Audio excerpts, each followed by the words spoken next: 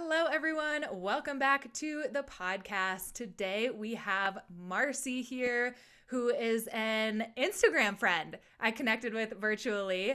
And I'm so happy we get to dig deeper into a conversation today. So, welcome to the podcast, Marci. Thank you so much for having me. It was an honor when you reached out because I've been following you for a while now and don't remember how I came across you, but it's probably been years at this point. Ah, I mean, from oh back my in your gosh. yeah, oh, seriously, but from back in your competition days. Oh, yeah, yeah. Yeah, because I remember you putting up your progress with getting ready for your shows, and I was just like, "Oh, look at her!" So I was Ah, very impressed with your work ethic and the package that you brought and all that.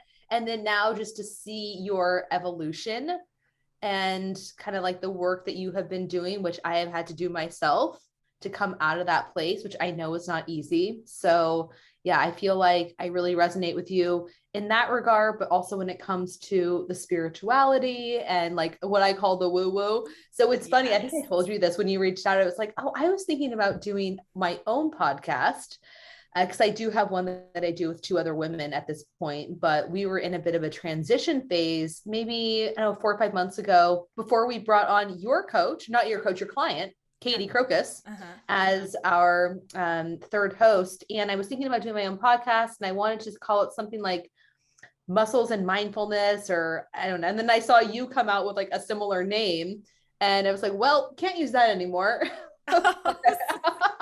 Great minds think alike. yes.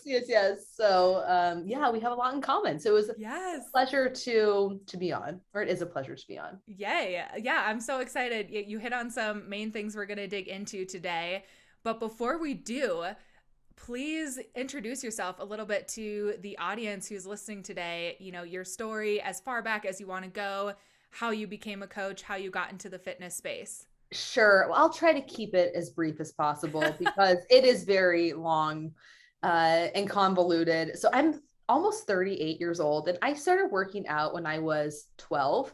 I feel like a lot of coaches in this space have a similar story where it's like, oh, I was overweight when I was a kid and I didn't feel good about myself. So I started to get into fitness, and, now I feel better and I want to, teach that to other people. So that is basically my story. Yeah. When I was around 12, I started to notice that my body was changing. I was putting on weight. I really did not understand why, but I was very self-conscious. And so I started exercising in my parents' living room to like Kathy Smith exercise videos, like, basically like aerobic. I don't know how old you are, but I'm totally dating myself here. But yeah, doing that. And then I saw an infomercial after that for something called The Firm, which ironically, these women were very muscular. So I went from following Kathy Smith, who is an aerobics instructor, and not a lot of muscle, just kind of that thin look, to looking at these women who were like lean and strong and muscular. And I was like, that is what I want to look like. So I don't even know how I got the money at this age, but I ended up getting this. It basically was like a two like little aerobics risers, and that you could like do step ups and lunges on and Yeah. things like that. So yeah, I started lifting weights when I was probably 13 years old.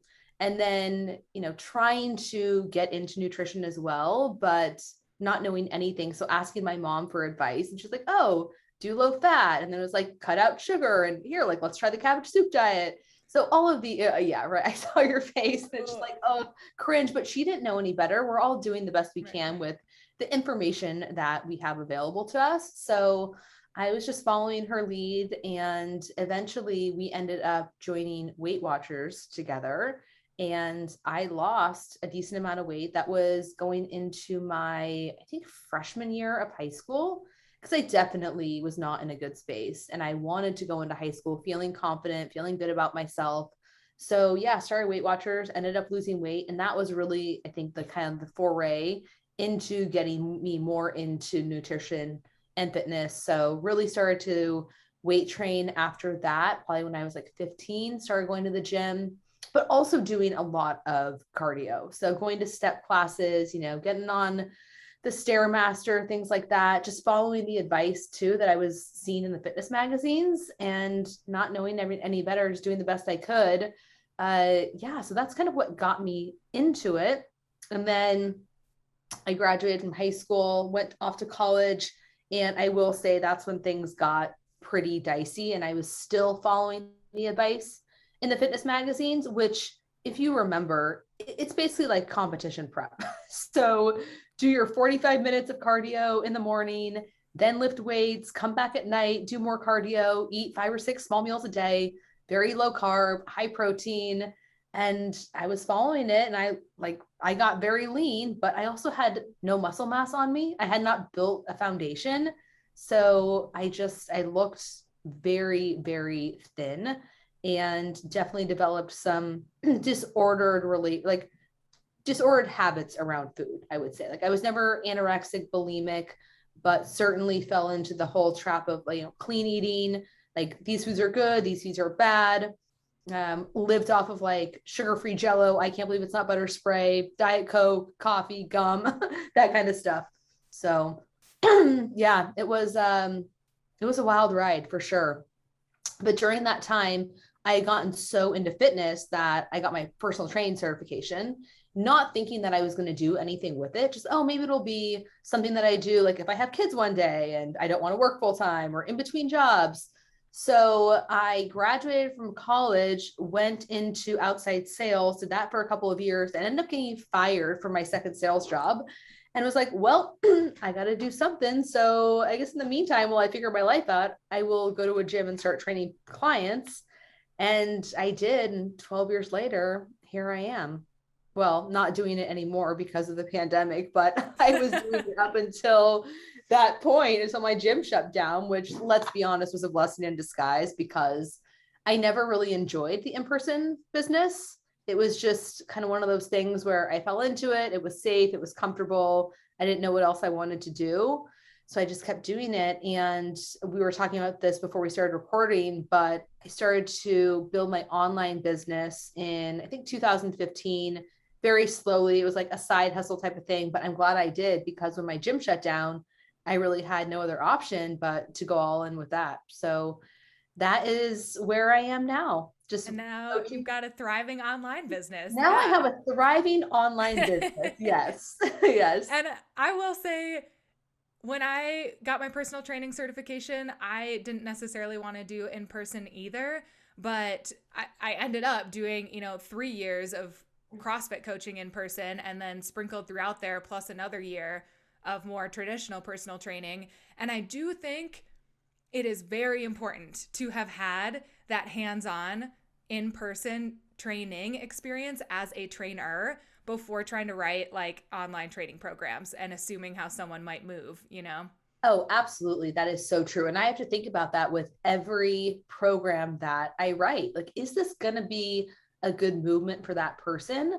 And I'll never forget, one of the first online coaches that I hired, he gave me this program one time, and it was this huge, just like circuit. It was just, like 8 exercises in a row. And this was during a specific phase. I think it was when I was transitioning into a fat loss phase. And it had me running from one end of the gym to the other. And I was like, did you give any thought to this? Yeah. So I don't know if that guy had ever done in-person training. I think he did, from what I remember. But yeah, it's like, you have to think about those things. And if you have never done in-person training, I don't think that you pay any attention to it. Oh yeah. I'll get frustrated if I've been writing my own programming for almost a year now, which is crazy. But previously I've definitely done programs, and they're like, yeah, lat pull down superset with leg extension. You're like, that's on the and I'm like, what?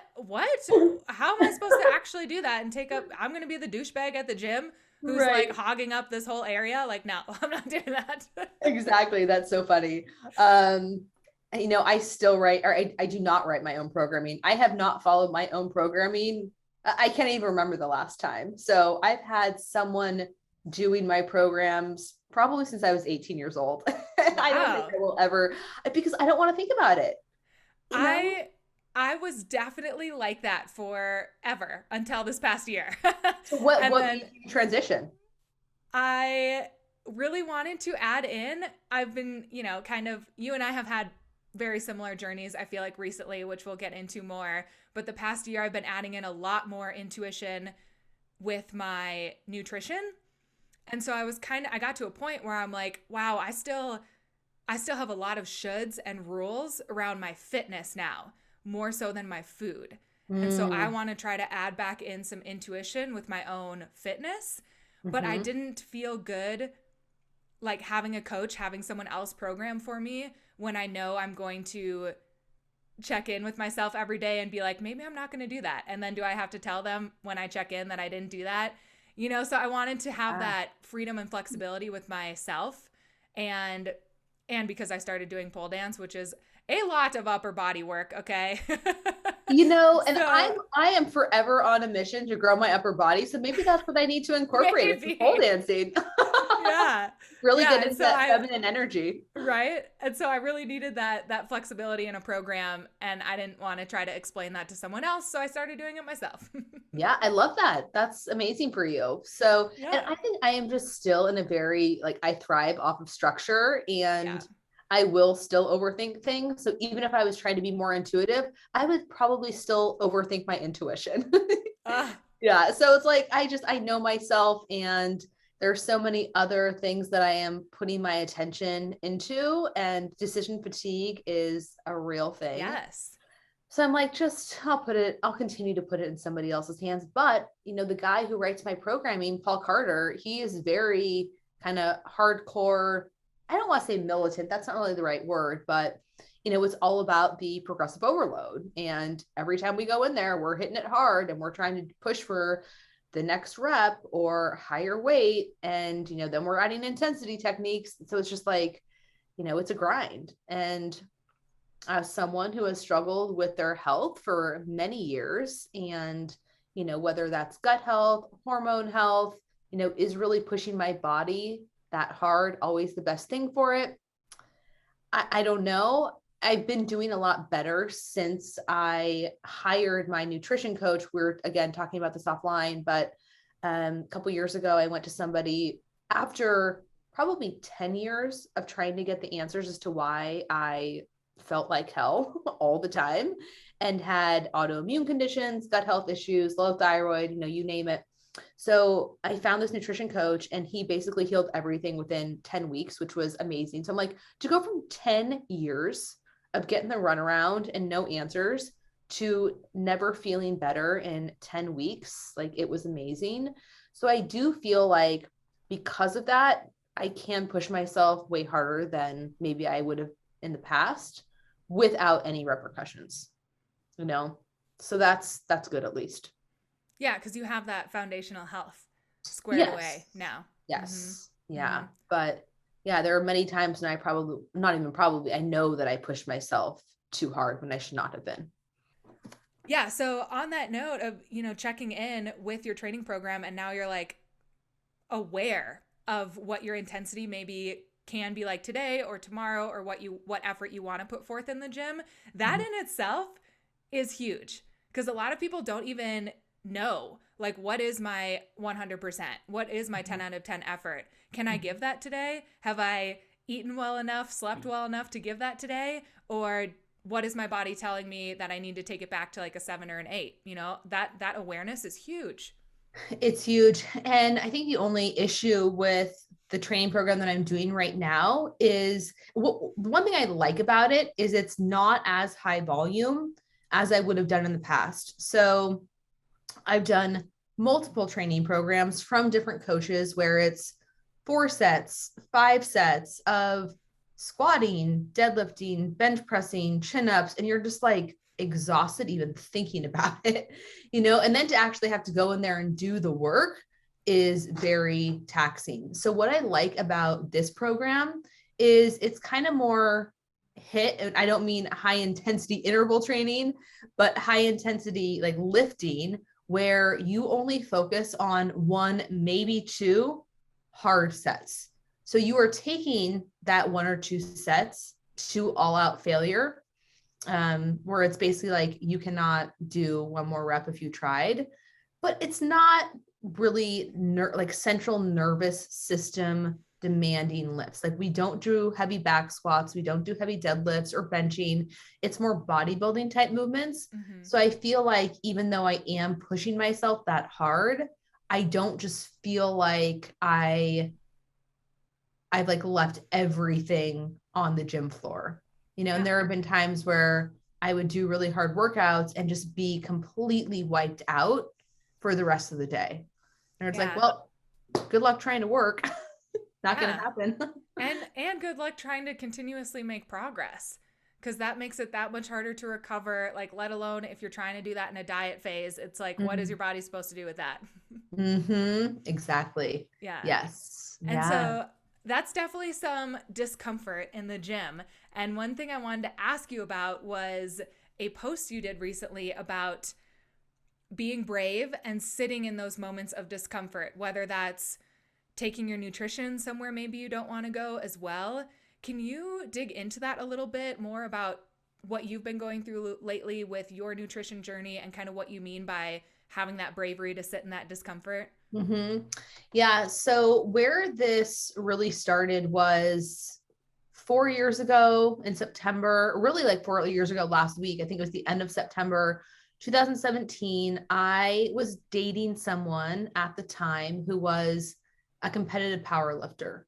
So this guy, he squatted 1,000 pounds, he deadlifted 800. Yeah, like he was right. So, I had been in relationships, romantic relationships before that, where I was the one who knew everything about fitness. And the guys that I was dating were asking me questions about nutrition and my training and this and that. So I always felt like I was kind of like on my high horse. And now I get into this relationship where, yes, I still know a lot about training and nutrition, but this guy had far exceeded me when it came to like capabilities, not even capabilities, because you can't compare yourself to a 260-pound male, but just like where he was on his journey compared to where I was night and day. So I felt a little bit of low self-worth of comparison. And I hate to admit this, but it was almost hard for me to be happy and supportive of his continued progress because I felt like mine was so slow. And, it's like I used to say everything that he touched turned to gold. Every time he walked in the gym, he hit a PR. And then he would come home and I would have to hear about it and I would have to watch the videos. And here I am just like struggling so hard to make even a little bit of progress in my journey. So I decided. And real quick, sorry, when you say progress in your journey, what was that progress marker that you were chasing? Was it strength gains? It was both. It was like strength gains and it was physique gains. Okay. And so I think, dating this guy, it's like, yes, he was lifting very hard, very heavy, but his diet was complete crap. And yet he like was classic power lifter. Right.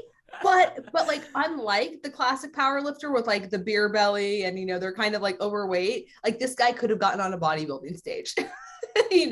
So he was very muscular, very lean, and we would go out in public and he would get all of this attention. So people would like come up to him and like want to squeeze his biceps. And, we would go to my parents' house for dinner and everyone was asking him about him, like, how much did you squat at the gym today? And then it's like, oh, there's Marci. Like, no, not even like there's Marci. It's like Marci doesn't even exist. So I always felt like I lived in his shadow. And that was a core wound that I had brought into that relationship, which, I mean, I'm totally going off on a tangent here, but I think that a lot of relationships are mirrors. And I needed him to come into my life, even though the relationship didn't last, to, heal a lot of my old wounds, which I think the relationship did serve its purpose in that regard. But anyway, because I was feeling that way, I was like, well, if he went to that gym and got so strong, then I'm going to go there too. So I approached his coach and I said, hey, I want to come and lift here. Am I welcome? I had to go through a whole interview process. And I think that he knew enough about me, probably from what my ex had told him. And then me sharing a little bit about my journey with him during this interview process, that he realized, okay, she's had some disordered eating. She's got some body image issues. You know, I went in there weighing like 103 pounds. I'm a tiny person. Like I'm 5'2". I'm just kind of like a small boned person. Like I don't gain muscle very easily, but I was comfortable with my body. I didn't think that I looked too skinny. I felt, you know, I felt good for the most part. So I went in there and he says, yeah, you can train here, but under one condition, you have to gain weight. And I was like, okay, that's fine. He said, no, no, no. None of the, I know that you're going to try to pull this like gain half a pound, 1 pound per month bullshit. And that is not how it's going to be. You are going to gain as much weight as I tell you to gain in the amount of time that I tell you to gain it. And because my ego was so prideful, I was like, okay, sure, like whatever you say. I totally was trying to prove something to him. One, I think because he was my boyfriend's coach and I wanted to look good in front of him because of that. Like I wanted to earn his respect, I guess, so that I was deemed worthy to date my partner. It's just this whole like, Yeah. you know, shit show of I get emotions. it. Yeah. So I was like, sure, whatever you say. So I started training there and immediately, are you familiar with Jason Phillips? Yeah. Yeah. So at the time, Jason Phillips was my nutrition coach. Okay. And he had been taking me through a reverse diet. I had hired him to help, you know, kind of like get me out of some hormonal shitstorms that I was dealing with still after, you know, what I had gone through in my 20s. So I was like, Jay, I've got to gain this weight. I don't know how to go about it. You know, I don't want to like get too fat, but we just had to basically increase my calories really high overnight. It wasn't this, like the coach said, oh, you're going to gain weight really slowly. It's like I just had to, I think I started eating at least 500 more calories overnight and the weight came on fast. So I was getting weighed in almost every day. And I had to, or like every time I went to the gym, and I had to be hitting this marker. So I remember like drinking liters of sparkling water on the way to the gym just so that it looked like my weight was, you know, going up. Excuse me. It was awful. And so yeah, we'd have to get on the scale and, you know, that was a mind fuck, excuse me. You can say fuck. It's okay. Okay, perfect. Thank you. Like mind storm that makes no sense. So yeah, it was really challenging for me. So talk about discomfort because I'm seeing my body change, you know, like overnight almost, or that's what it felt like. And I was getting a little bit stronger, but not that much. So at first it was fun, like, oh yeah, like gaining strength. And I enjoy working on, you know, working towards performance goals rather than just aesthetics. Like I was drinking the Kool-Aid and then it started to feel a little bit like a toxic situation. And I was shamed. My insecurities were used against me. Again, like being weighed every time. So I was supposed to have been at a certain body weight by a specific date. I went in there, I weighed in, I was like 0.5 pounds away from the goal, and he kicked me out of the gym. Like, not for the night, like, he kicked me out of the gym. And he was like, yeah, you didn't hit your goal. So sorry, but you're out. And I was like, after all of that, like everything that I put myself through, you're going to kick me out. He's How like, long was this? How time frame? three months. Okay. So I gained almost 15 pounds in 3 months on a, that's a lot of weight for someone who's my size, you know? So yeah, I was feeling very, very uncomfortable in my body. And he's like, you know, go home, think about it. If you want to try and gain the weight and come back in a month, then we can have this conversation again. And I was like, oh, I'll show you. So gained the weight, came back, he let me back in. And I don't think I ever really wanted to be there. But like I said, it was just more of a pride thing than anything. So I had to keep that weight on me. I knew that if I tried to lose it, he was going to get on me. So I think I stayed for like another 8 months, maybe. And then some shit hit the fan. And I was like, I'm out. And I basically walked out on him and never came back. And then I was dealing with some health issues. And so I knew that my body is not in a good place to pursue fat loss. I need to get some help with this. So I was on my own for about 6 months. And then I reached out to Vince in March of 2019, I think. And yeah, we did this whole gut healing protocol, and issues that I had dealt with for 10 years like went away. I felt better than I had, and I couldn't even remember how long.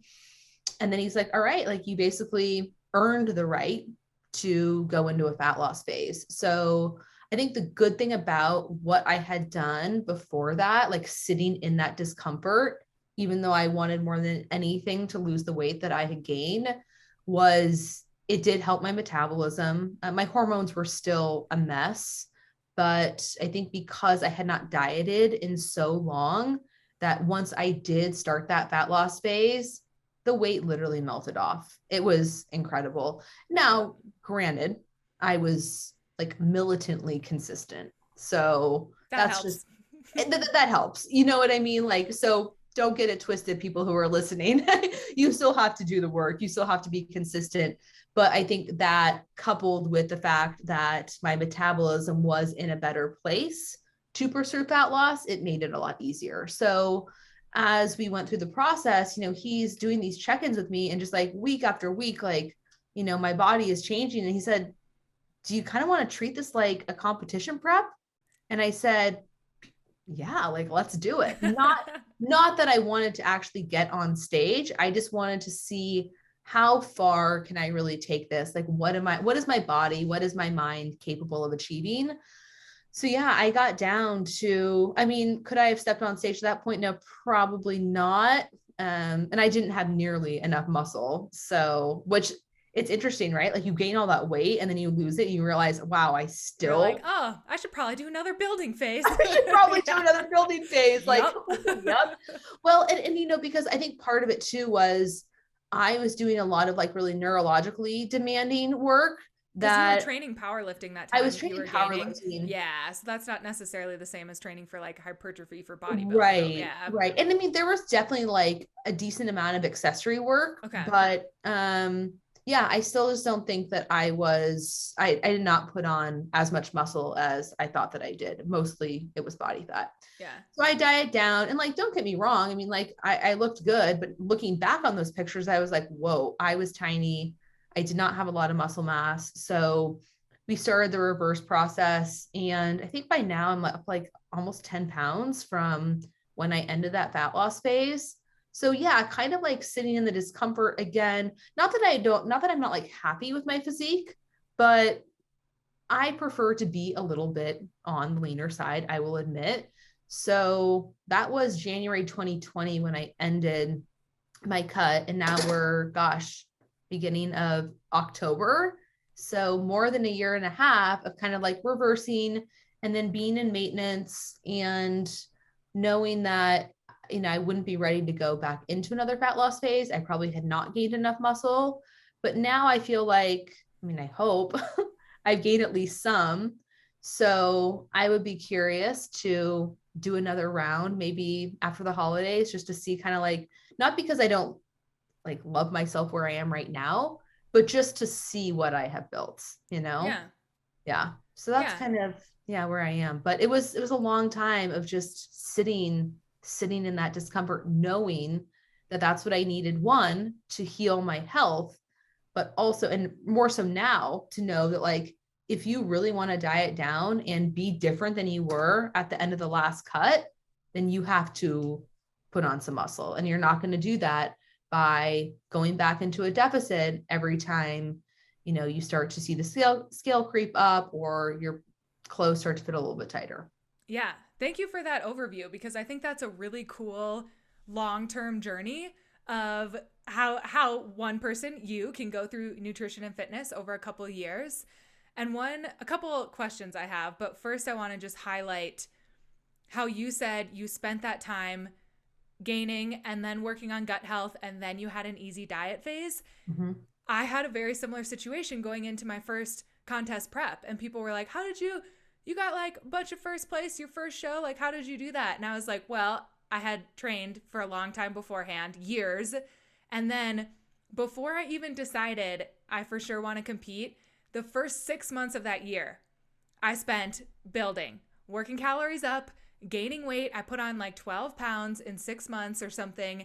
And then I went into that prep. And yeah, it was well, it was really hard. Like dieting's hard, but the Mhm. fat loss, there were no stubborn weeks. It was just like boom, boom, boom, boom, boom.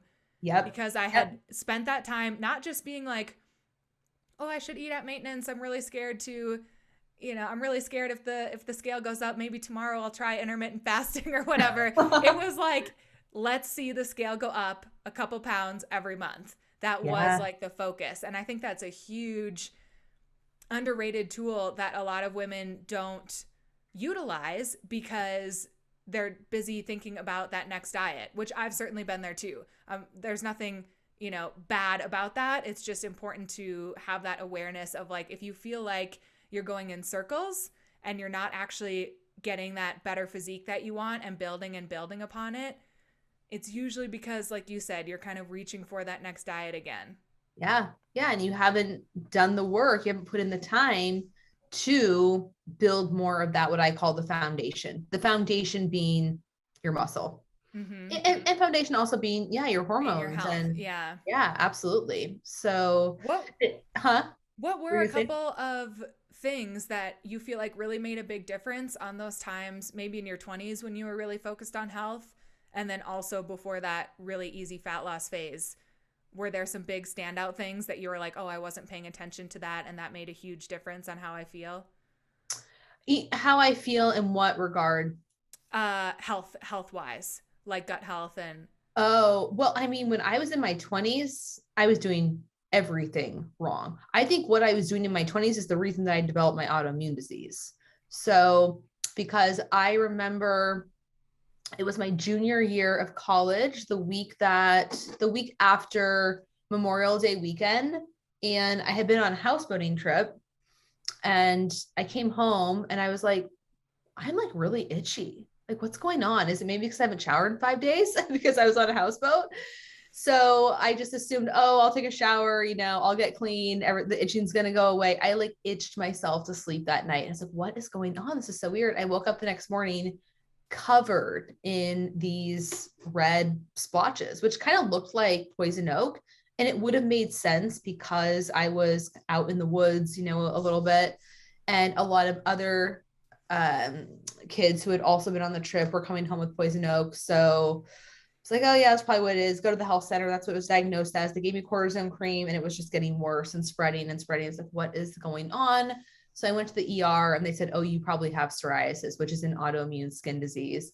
And at the time, they really didn't know a whole lot about it. Oh, it's stress. Like, oh, it could be this, could be that. Now I think that it was because I had done so much damage to my gut with over exercising, under eating. I mean, artificial sweeteners and all that. I don't know, maybe alcohol for sure, not enough sleep, too much stress, genetic disposition as well. So yeah, I felt okay like leading up into that point. I don't remember there ever being symptoms. And oftentimes there aren't any symptoms, or there are a lot of symptoms. It just depends on the condition that you develop before you actually get diagnosed. And then a year, gosh, I keep hitting this thing. Sorry. Then a year later, I'll never forget. I was on the step mill at like 5:30 in the morning, just like I had always been. And I got this tightness in my chest. Like I could not breathe or I couldn't take a full breath. And I was like, oh, it's so weird. What's going on? And thinking all these things. I was like, oh, maybe I'm just getting sick. It was also the week before I was supposed to graduate from college. So that's a little bit stressful as well. It ended up being like diagnosed months later, a severe case of acid reflux, which also I think is gut health related. Uh, but yeah, that was like the start of the end for me. Like I did not feel well, Caroline, through my entire 20s into my early 30s until I met Vince. So you're like, yeah, what did you do to feel good? I was like, nothing. Like because I wasn't feeling good. And, it's ironic because I don't like to bring this up necessarily, but today would have been my ninth wedding anniversary. And my ex-husband ended our marriage because, I mean, he said, I don't want to have to take care of somebody the rest of my life. And I was like, take care of somebody? Like, what do you mean? Like, I hold things down around here, like, because I still managed to live like a very full life, even though I felt awful. But I think what he meant by that was he didn't want to have to take care of anybody emotionally, because I was always so consumed with my health, not feeling well, going down the rabbit hole of Facebook groups and, like diagnosing myself with every condition, running from this doctor to that doctor, trying to figure things out. Like I wasn't a present spouse. And then I was so wrapped up in my own physique and like worrying about how I looked. So I was very, I think, self-centered, and he didn't feel fully seen or fully supported. So yeah, it's like my health and my mindset really impacted other areas of my life, which I don't think enough people like, they don't give enough credit to that, you know? Yeah. Yeah, I think that's a really powerful point, and I appreciate your honesty and your vulnerability with that, because I think that's a story probably a lot of people, not just women, need to hear. And I've actually noticed that with some of my clients too, like when we start doing more of the deeper work, when we take longer diet breaks too, and they're like, "Oh, I have so much time and energy that I can dedicate to my career now. I'm going to go for this promotion." Like literally, I had a client say that to me earlier in the summer. And I was like, that is so awesome. You feel like your nutrition isn't running your life. You can just live your life and you can improve your career or take it to the next level. Mm-hmm. That is so understated. Mm-hmm. When you get that obsessed with your physique, and I have definitely been there. I have Oh, also sure. been obsessed with my nutrition and my fitness as well. It takes a toll on your relationships, on your work, on your social life, on all the other aspects of your life when fitness and food is just one part. Exactly. Yeah. And again, I'm not going to lie that there have been times recently where I'm like, oh, I do want to do a little bit of a mini cut. I am getting a bit uncomfortable. And I'll talk to Vince about it. Hey, what do you think about this? He's like, sure, we can do a mini cut. I'm like, maybe not. Because I know, and this is another thing that I wanted to bring up. And I am going to write a post about it. I've been kind of sitting on this post because I don't know how to articulate it well enough, but we talk a lot about reverse dieting and the benefits of reverse dieting, getting your calories up to a much higher maintenance level, hanging out there, like we talked about, you know, building that foundation so that your dieting phase might be easier. That does not mean that you're necessarily going to be able to diet on more calories. So my calories were 11 to 1200 at the end of my fat loss days. Granted, small person, so I wasn't, 5'10", 150 pounds. So my BMR and how many calories I was burning was not that high. But I think also because I had dieted and I had such an adaptive metabolism, it didn't matter how high I got my calories in my, off season or during my reverse or my maintenance. It still required me to get to very low levels to obtain a certain physique. And also, I was trying to push it to a bit of an extreme level. But yeah, I just did want to say that you still might have to push harder than you think you are going to need to in order to get Yes. that like specific outcome. You I know? totally I totally agree with you, and I have seen that in myself and clients as well. It's like you're not necessarily going to lose all the weight you want on 1800 calories this time just because you got up to 22 or 2400.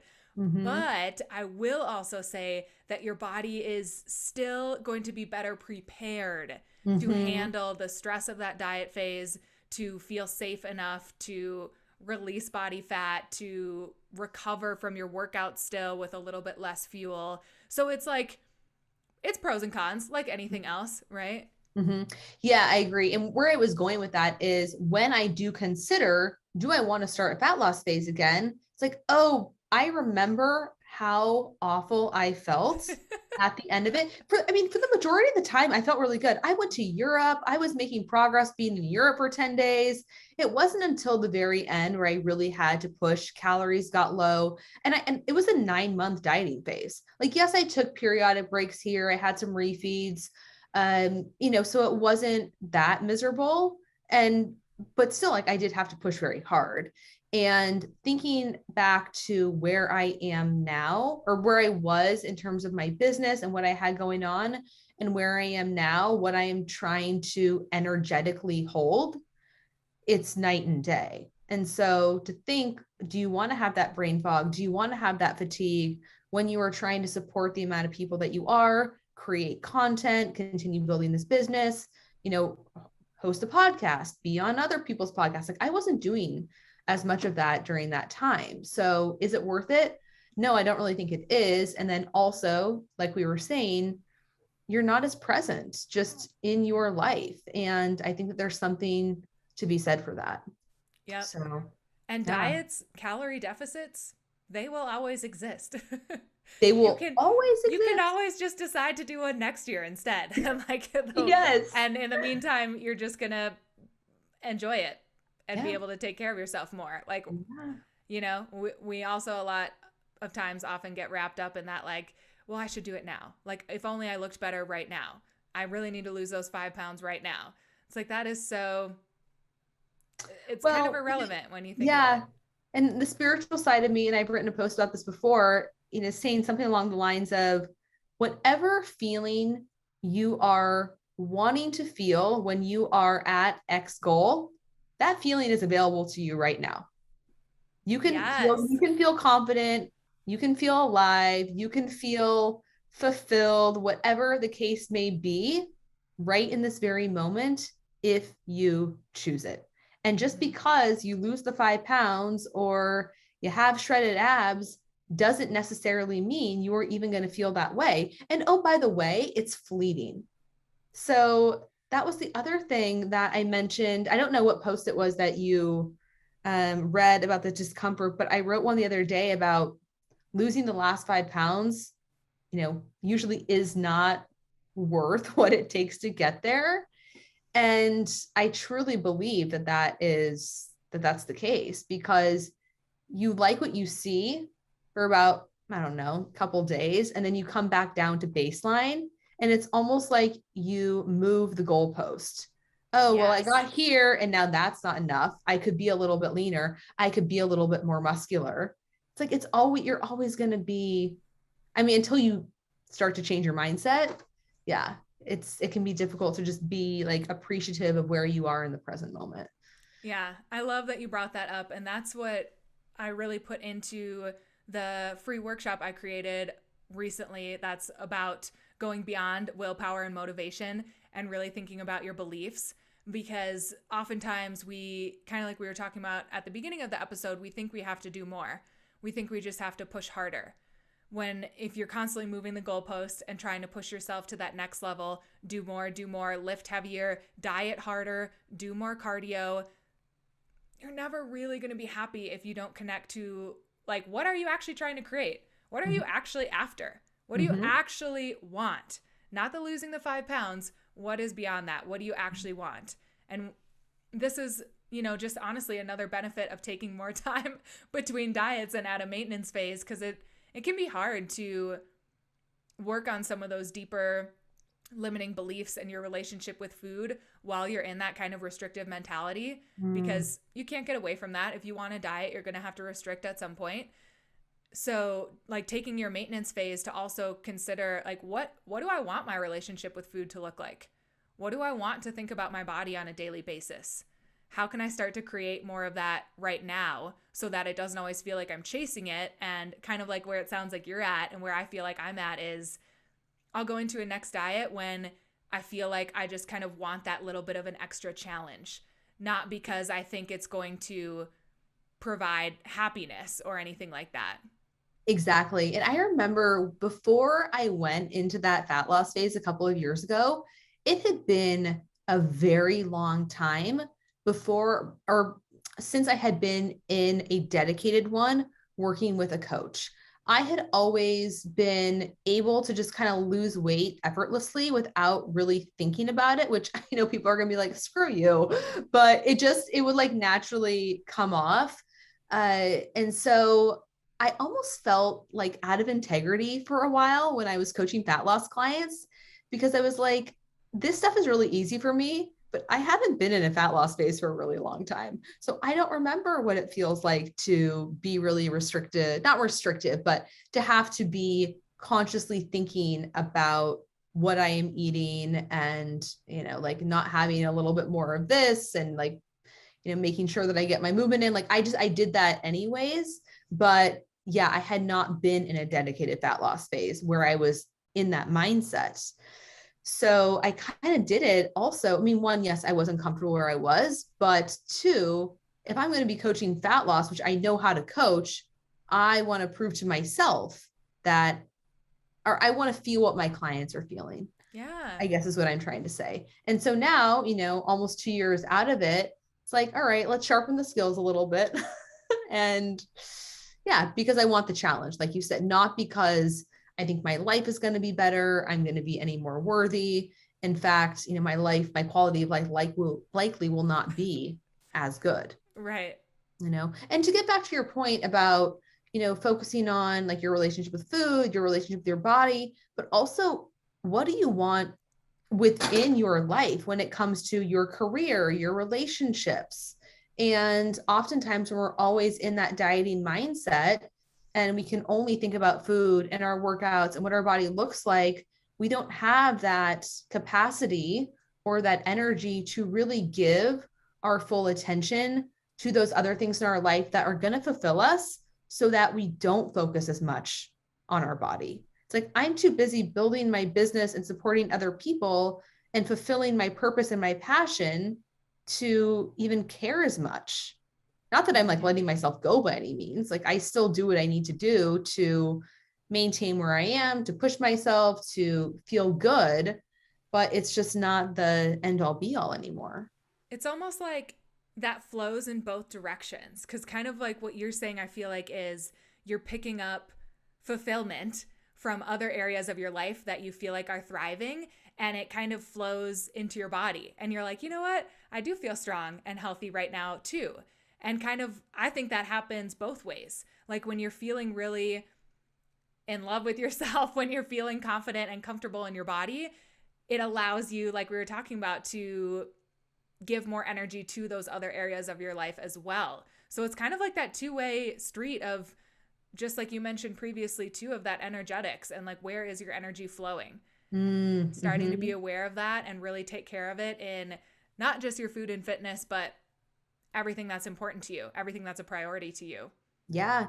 And another thing that I like to say, and this doesn't necessarily relate to like dieting, but it relates to maybe it's the weekends where most people fall off track. And I like to say, if you find yourself constantly falling off track on the weekends, or maybe it's overeating at night, whatever the case may be, then start to create a life that you don't feel the need to escape from. So if you have more, if you have a deeper passion, if you have a purpose, if you have good relationships, hobbies, things that you enjoy in your life, then you are so much less focused on food. And that is no longer your only source of fulfillment. Yes. What a powerful note to end on. I love it. Perfect. Good.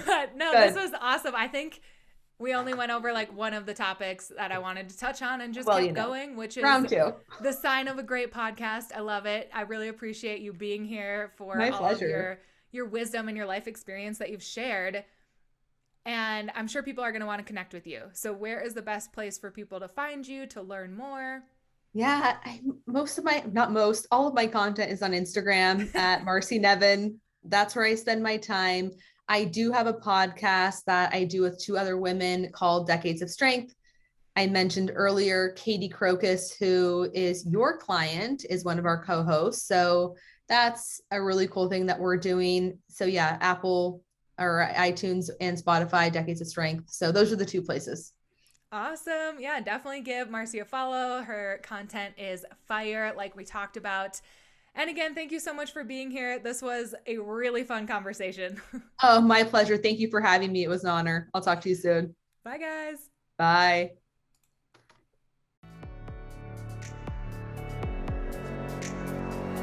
Do you feel energized and refreshed now? I hope this episode gave you a little boost to get out there and start manifesting your fittest, healthiest life. If you loved it, please help me out by writing a review and sharing this episode to your story. And seriously, just thank you so much for being here. For daily updates of what I've got going on and to connect further, be sure to follow me on Instagram and head over to ccowellness.com to learn more about my one-on-one coaching and find additional resources there, including my Goddess's Guide to Macros ebook, plus a few freebies.